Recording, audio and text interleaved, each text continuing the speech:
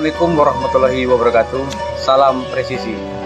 Pagi ini Pak Babin mendapatkan kabar bahwasanya warga Pak Babin atas nama almarhum M. Ali bin Abdurrahman telah meninggalkan kita semua.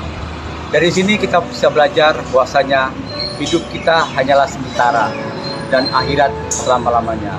Mari kita persiapkan diri kita untuk menghadap tamu kita dengan berbanyak berbuat baik dan beramal soleh.